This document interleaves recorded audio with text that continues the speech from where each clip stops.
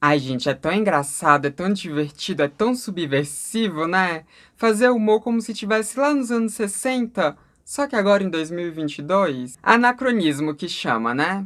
Anacronismo.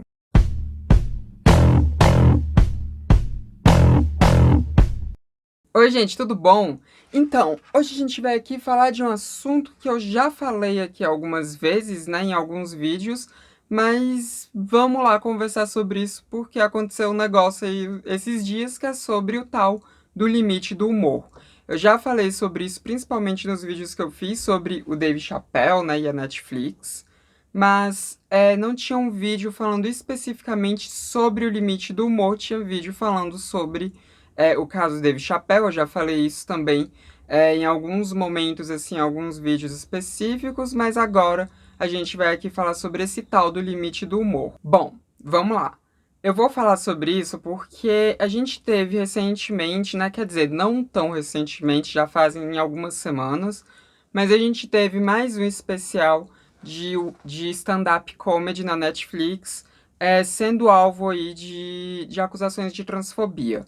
Esse em específico eu não fui assistir, não quis fazer vídeo a respeito, não vou nem falar o nome do comediante, porque né, eu já falei muito sobre algo a respeito disso lá quando eu falei Dave Chappelle.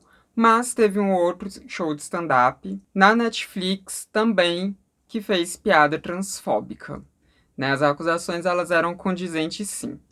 E aí a gente teve, né, mais uma vez isso vindo muito à tona essa discussão. E quando foi na Parada ao Vivo, que é produzido pela J Studio, que teve agora há pouco, né, que teve no domingo agora, vocês vão estar vendo isso daqui na terça, né, então aconteceu, enfim, há 2 dias atrás, a gente viu ele entrando nesse papo do limite do humor, né? Eu não lembro quem que puxou. Eu acho que foi a Nathalie Neri, mas não tenho certeza. Eu tô gravando esse vídeo, eu acabei de assistir a parada, né?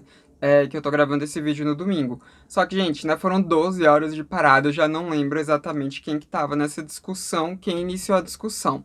Ah, gente, e eu tenho que dizer que aquela parada ao vivo foi bem bonita, né? Todos os anos elas são bem bonitas, né? Eu fico assistindo ali desde o primeiro ano que eles fizeram, que acho que foi em 2017, 2018, na verdade, né? Acho que foi em 2018, que foi ainda a parada que estava acontecendo ali em São Paulo presencial e tudo, né?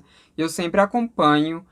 O trabalho deles é sempre muito bonito, né? Quem sabe um dia eu não vou pra lá, né? Quem sabe um dia não me convidem pra ir pra lá, se o nosso canal aqui crescer mais.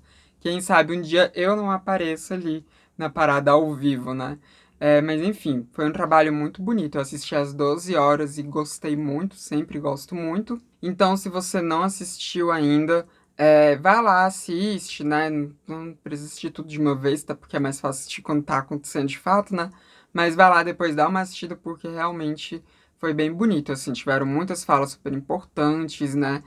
Foi mostrado ali a vivência de muitas pessoas LGBTs de vários cantos do Brasil, né? Então foi bem legal. A gente teve ali também uma diversidade interessante das pessoas que estavam apresentando, enfim. Foi bem bonito.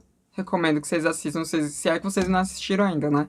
Que eu acho que o meu público deve ter assistido também. Mas a fala que eu vou citar aqui, principalmente, é a fala do Vitor de Castro, né? Que foi uma fala ali que também teve concordância do Raoni, que faz Girls in the House, e também do Gianluca e de quem mais estava ali naquele sofá, né? Só que enfim, né? Não vou lembrar o nome de todo mundo. Se não me engano, nessa hora também tava a Bielo, também tava a Nathalie Neri, mas enfim, né?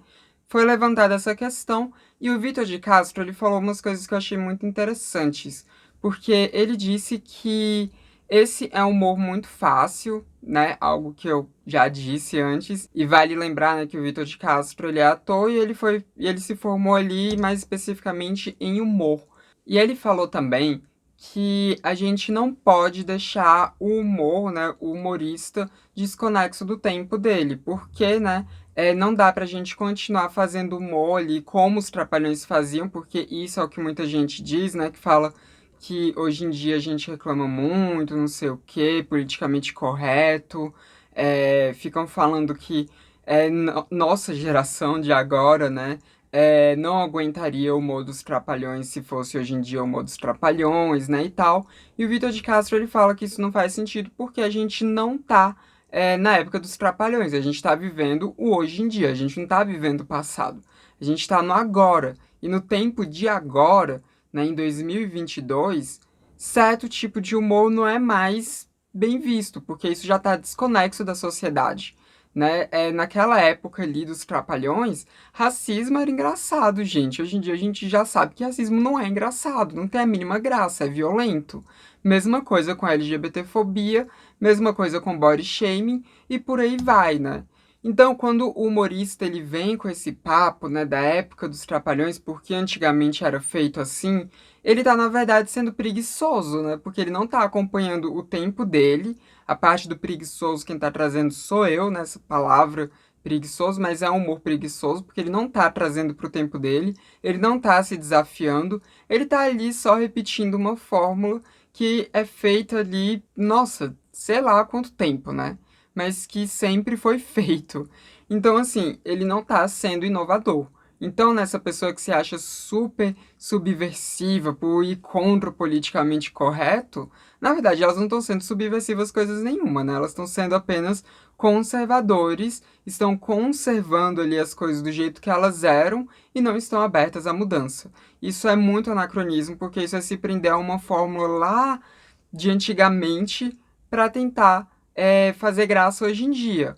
E, né, alguns humoristas falam que, ai, mas o povo ri, então eu vou continuar fazendo, porque o pessoal acha graça. Só que as pessoas acham graça de qualquer coisa. O Vitor de Castro ele até deu o exemplo de que tem gente que acha nazismo engraçado, né? Então, assim, é, as pessoas vão rir, sempre vai ter alguém para rir de qualquer coisa, né? Então, assim, o humorista, se ele quiser fazer um humor contemporâneo, né? Se ele quiser fazer um humor que seja de fato mais desafiador, ele não vai ficar se apegando a essas coisas de como era feito no passado. Ele não vai ficar se apegando à repetição de fórmulas já feitas e refeitas e refeitas e refeitas e refeitas.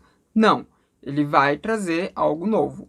Uma coisa que o Gianluca até falou, né, é que ele, né, Gianluca, até porque o Gianluca ele também faz muitos vídeos de humor e tal, né, ele disse que o que ele sempre tenta fazer é trazer as coisas pro cotidiano dele. Que, inclusive, era assim que stand-up comedy era, né? Na verdade, é assim que stand-up comedy é ainda hoje, né? Os humoristas, eles trazem ali coisas do cotidiano deles, não sei o quê, e tiram ali uma graça desse cotidiano deles. Só que o que a gente mais vê é humorista que é hétero, cisgênero, geralmente homens ainda, né?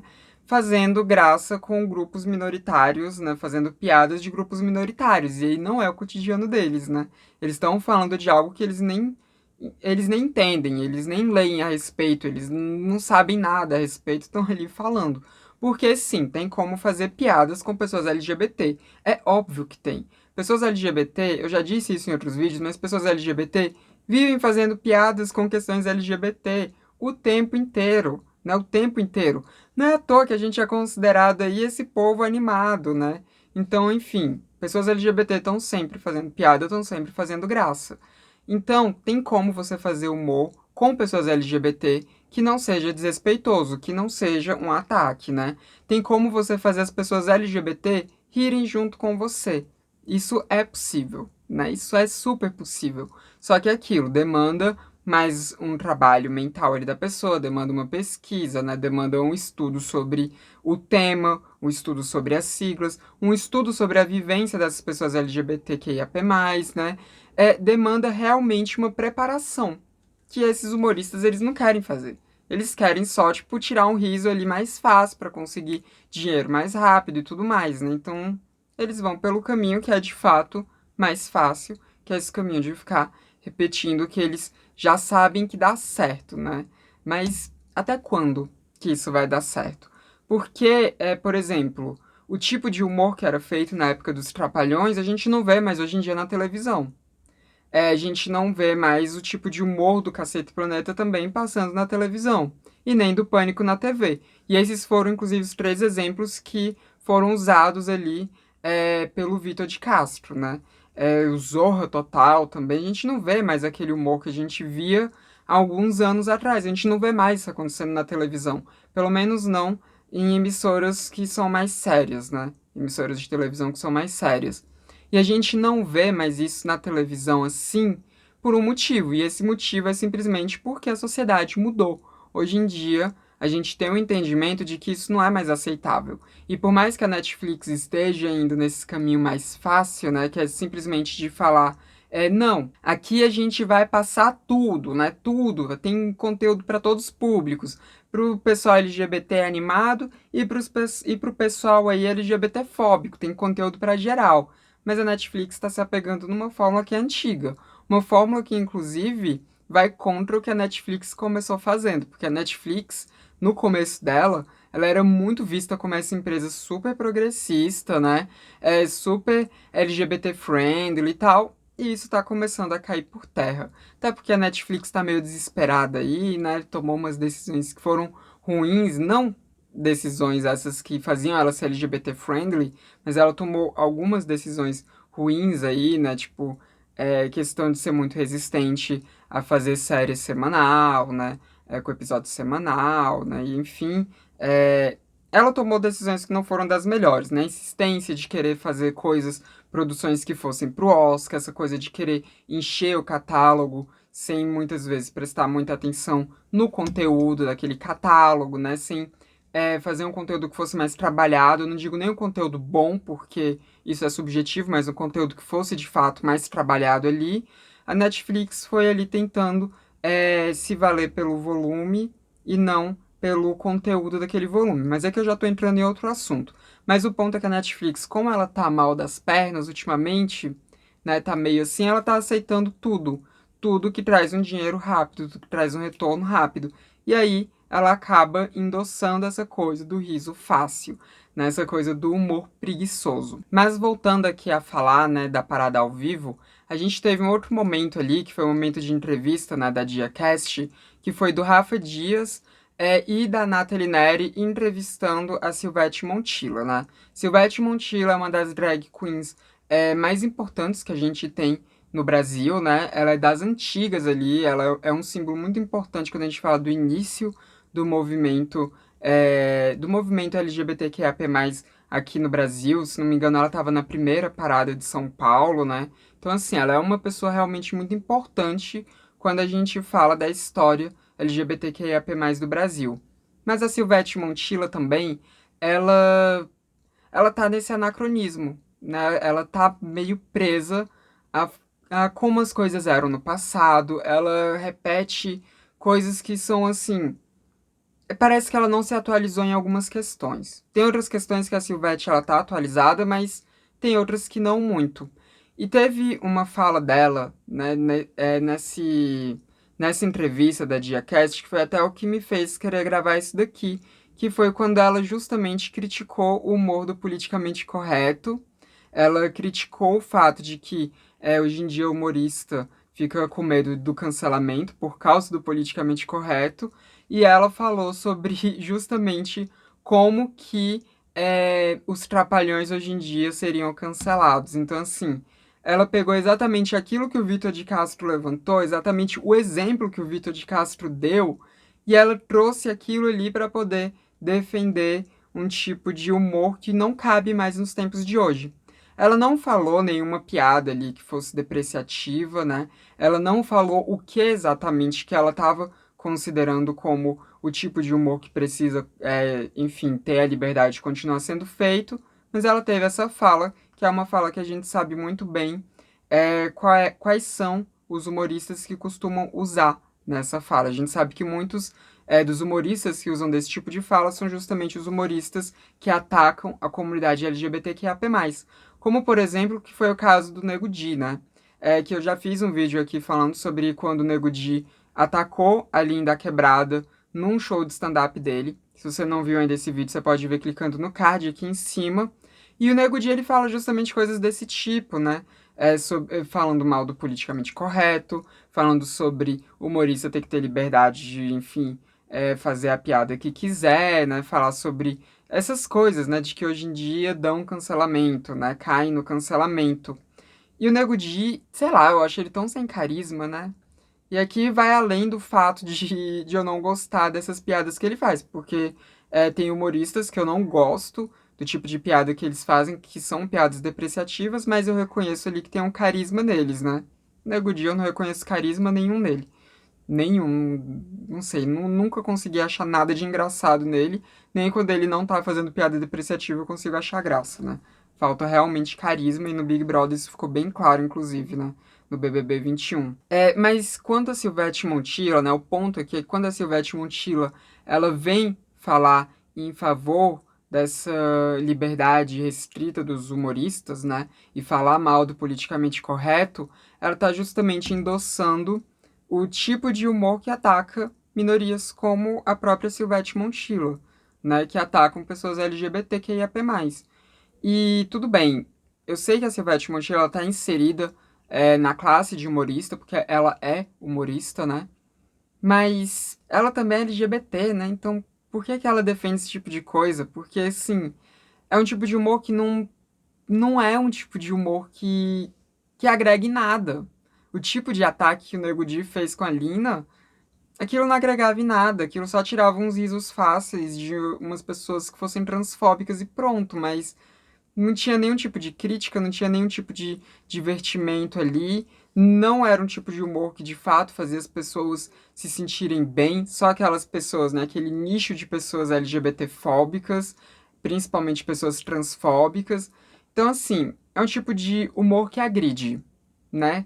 E um tipo de humor que agride, será que ele deveria estar sendo feito em 2022? Porque eu não vejo que deveria estar sendo feito esse tipo de humor em 2022. Não cabe mais. Ficou anacrônico. Tem outras formas de se fazer humor. Tem formas mais inteligentes de se fazer humor, né? A gente vê humoristas aí que são excelentes fazendo humor sem atacar grupos minoritários. Um exemplo são esses humoristas que a gente, inclusive, estava vendo ali na bancada, ali apresentando a parada ao vivo, né? Apresentando a parada ao vivo. E não precisa ser uma pessoa LGBTQIA+, para fazer um humor que seja massa, né? Por exemplo, o Casimiro, tudo bem, a profissão do Casimiro não é ser humorista, mas acaba que é também, porque ele usa muito de humor ali nas lives dele. E ele não faz humor depreciativo.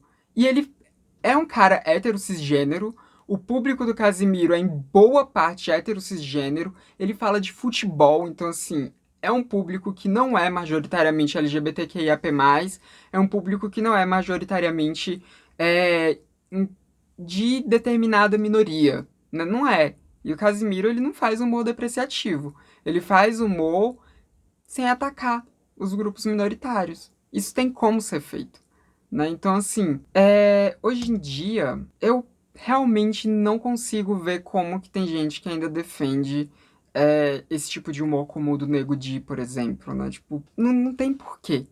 Não tem porquê. Não faz sentido. É desconexo. É totalmente desconexo com a realidade que a gente tem hoje em dia. Mas enfim, né? É, esse é o vídeo de hoje. Era sobre isso que eu queria falar, sobre essa questão do limite do humor. E o limite do humor está justamente aí, né? Aonde começa a atacar grupos minoritários, grupos que já são marginalizados, ali que entraria o limite.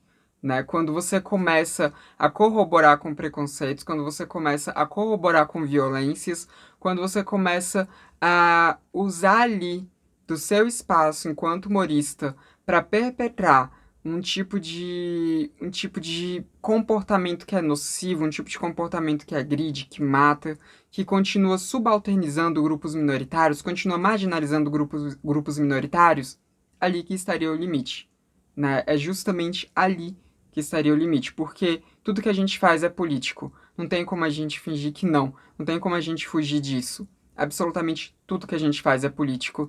E a escolha de fazer um tipo de humor que ajuda a corroborar que um grupo continue sendo marginalizado é um tipo de decisão política, é um tipo de ataque, né? É porque o humor é também uma arma política. Então, fica aí a cabo das pessoas decidirem se elas vão querer ser agentes da mudança, se elas vão querer ser agentes do progresso, né? Agentes do tempo em que elas estão vivendo, de um melhoramento do tempo que elas estão vivendo, ou se elas vão querer usar os espaços delas para serem agentes da marginalização de grupos minoritários, agentes do anacronismo, agentes dessa coisa mesmo de, sabe, que já é passada, né? Agentes de preconceito. Cabe ao humorista decidir isso, né? Mas deveria caber principalmente ao público decidir para quem que vai dar o seu dinheiro, né? Para quem que vai querer ali dar uma validação. Porque esses humoristas continuam fazendo esse tipo de humor fácil justamente porque tem gente rindo disso, né? Coisa que eu não consigo entender como que pessoas podem rir de coisas assim que são violentas mesmo, que elas, se elas pararem para pensar um pouco, elas vão perceber que são violentas, mas as pessoas riem, as pessoas acham engraçado. E é isso. Mas enfim, esse foi o vídeo de hoje. Comenta aí o que você acha disso. Queria avisar vocês também que a gente já iniciou aqui, né, os vídeos do canal de arte daqui, que é o Transmissão de Arte. O link dele vai estar aqui na caixa de descrição e vai estar também ali na tela final, né, para vocês se inscreverem. Lá eu tô postando as lives que eu tenho feito na Twitch. E, inclusive, hoje, muito provavelmente, vai ter live na Twitch, né? No dia que esse vídeo tá saindo, na terça-feira, vai ter live na Twitch. Então, se você quiser ver ao vivo ali, eu fazendo algum desenho, vai lá que vai ser bem divertido. Lembrando que eu tô desenhando realismo, né? Que é o meu estilo de arte. É realismo no papel e lápis mesmo. E é isso. E não se esqueça também de deixar aquele like, porque isso ajuda muito a disseminar a transmissão pelo YouTube. E torne-se membro caso você tenha essa possibilidade, porque assim você ajuda o Transmissão a continuar se mantendo. E também se inscreva no canal, caso você não seja inscrito ainda. Esse foi mais um vídeo do Transmissão, canal sem tema. A gente se vê na próxima. Até mais.